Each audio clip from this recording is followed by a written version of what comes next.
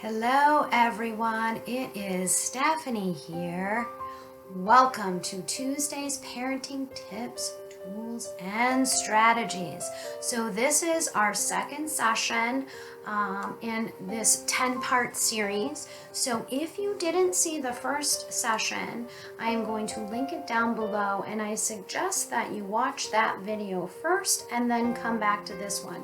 These videos are very short in nature. The first one was about 7 or 8 minutes. So go ahead and go back and check that out. We talked about the importance of reflective listening and responding to our children. So it would be good for you to check that out first. But let's go ahead and dive into today's session. So today we're going to be talking about limit setting. And so if you're a parent or you're working with kids, I'm going to assume that you have some understanding of the importance of setting limits. Okay, it's not always easy to do, and we have to be really mindful when we're setting limits because we want to be consistent. Okay, and we don't want to set a limit that we can't follow through on. So, why establish consistent limits? Well, providing consistent limits helps children feel safe and secure. That's super important for their growth and learning and taking risks. Limit setting also helps children learn self-control and responsibility for their own behavior by allowing them to experience the consequences of their choices and decisions. Okay, so this is a process, and there's a lot of growth and learning that takes place for children and actually for parents as well when we commit to setting limits and following through and being consistent with that. So how do we set limits? Let's talk about that because there's some important things that we need to know and understand about setting limits. When we're setting a limit, it should be stated firmly but calmly, almost in a matter-of-fact way. So let me give you an example. Jimmy, the door is not for kicking. Almost similar to me saying something like, Jimmy, the earth is round. Okay? So there's not a lot of feeling and emotion. It's pretty neutral and matter of fact, yet firm. That's really important. So make sure that you remember that when you start setting limits. Another thing is you don't want to force a child to obey a limit. Okay, what we're going to be doing is we're going to be providing an alternative, and we're going to talk about that a little bit more. So I'm going to teach you the ACT method of limit setting, and there are basically 3 parts to this method, and we're going to talk about that in a minute. This was a method developed by Gary Landreth, who is the founder of the Center of Play Therapy. Okay, but in this method, it is really up to the child to decide if they're going to accept or break the limit. However, it is your job to consistently enforce the limit. And that's where in the beginning it can be really difficult for us as parents or educators or people interfacing with children. This can be very difficult, but we just have to stick to our guns, and we have to make sure if we're going to set a limit that we can follow through. It's important to remember where there are no limits or limits aren't consistent, there is no security for that child. Consistent limits provide predictability, and they provide a safe environment where a child feels secure. And that is imperative and really important. So you gotta be ready to jump in and do this and not waver, okay? All right, so let's talk about the ACT model, ACT. There are 3 steps. So the first step in this method is A, and that is acknowledge the feeling. Okay? Step number 1, acknowledge the feeling.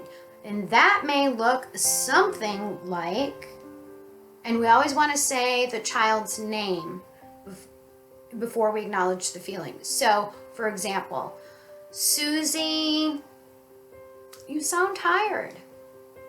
Susie, perhaps you feel disappointed. Susie, I understand that you're feeling angry. Okay, so those are just kind of some examples of how that kind of acknowledging a child's feeling sort of works. The next step is the C, and that is communicate the limit. Number 1, acknowledge the feeling. 2, communicate the limit. So let me give you some examples of what that might look like. Susie, I am not for hitting. Susie, the door is not for kicking. Susie, my shirt is not for tugging. Susie, it's time to sit at the table for dinner. Okay, so those are some examples of how we are going to communicate a limit with a child. That's the C. So we've got acknowledge the feeling, communicate the limit, and number 3 is target an alternative. And so when we're targeting an alternative, I would give no more than 2 choices. Okay, so targeting a limit may look something like, Susie, it's time for bed. Susie, you can choose to crumple paper, or you can choose to take time in your room. So you see I've given 2 options. Okay, so let's go through ACT. Let's go through a scenario and using the 3 steps. So I'm going to acknowledge the feeling. Susie, I know you're feeling angry, but books are not for throwing. You can crumple some paper or take time in your room. And then we're going to pause and allow Susie a minute to make a decision. She may say, I'm going to my room. And then off she goes. Or she may say, I want to crumple some paper, and then we're going to provide her with some paper to crumple. Or she may not make a decision. So you're probably thinking, this sounds too easy. And so yes, there are going to be times and you are going to be confronted with situations where the child is not wanting to make a decision. Okay, so I'm gonna read a scenario just because I think it's really well done, and the scenario comes from my manual, the Child-Parent Relationship Therapy Treatment Manual. All right, so here's the scenario. Child found your hidden stash of candy, has a piece in his hand, and is starting to unwrap it. It is 30 minutes before dinner. So first we're going to acknowledge the feeling or desire. Billy, I know you'd really like to have the candy. Now we're going to communicate the limit. We're going to be specific, clear, and brief. But candy is not for eating before dinner. Now, number 3, we're going to target an acceptable alternative or 2. And I would provide 1 or more choices depending on the child's age. You can choose to have a piece of fruit now, and you're going to point to wherever the fruit is, and this is going to help redirect the child's attention. You can choose to have a piece of fruit now and choose to have the piece of candy after dinner. Okay, so if the child chooses to have the piece of fruit and he gives you the candy, then you're all set and you don't need to do anything else. But let's say Billy continues to say that he doesn't want the fruit, he wants the candy. You're going to say something like this: Billy, having candy now is not one of the choices. You can choose to give me the candy now and choose to eat it after dinner, or you can choose for me to put the candy up and choose not to have the candy after dinner. Pause and then again ask, which do you choose? So you wait and Billy says nothing. You then can say, if you choose not to choose, you choose for me to choose for you. A couple of things might happen. Billy gives you the candy. Okay, so he gives you the candy, you put it up, and now we do kind of, we want to acknowledge that that might have been a little bit difficult for him, but he was able to make a choice. We might say something like, I can tell that was a hard decision. I'll put it up here for you for after dinner. And then he can have the candy after dinner. Now, Billy continues to hold on to the candy. You can say something like, I see you've chosen for me to choose for you. Now you're going to reach for the candy and you're going to take the candy and you're going to put it up. Now, you have dinner and Billy comes back and says, okay, I want the candy. You said I could have that candy after dinner, so I want it. What are you going to do?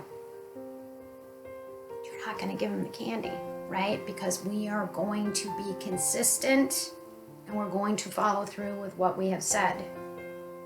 So, you need to remind him and say something like, remember when you chose not to give me the candy before dinner? At that very moment, you chose not to have candy after dinner. And we're letting him know that he made that choice. Now, he may continue to plead and cry and tell you he wants the candy. And you need to remain firm. Do not give in. If you give in, you're back to square one.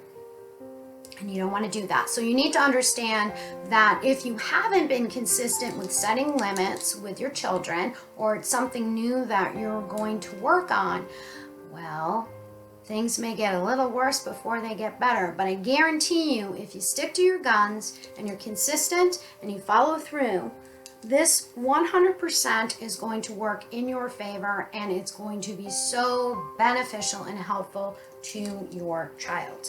Okay, so you need to be aware of that. So, all right, so your homework for next week is to practice the ACT method of limit setting. And I encourage you to get a note card and write down the steps in order and keep that in your back pocket. So when you come across a moment in time where you're needing to set a limit, you can take that out and make sure that you're not forgetting a step, and that it's just a nice cue card. And after a while, after you do it so many times, it's just going to become automatic. But I think that will be really helpful if you have that note card with you.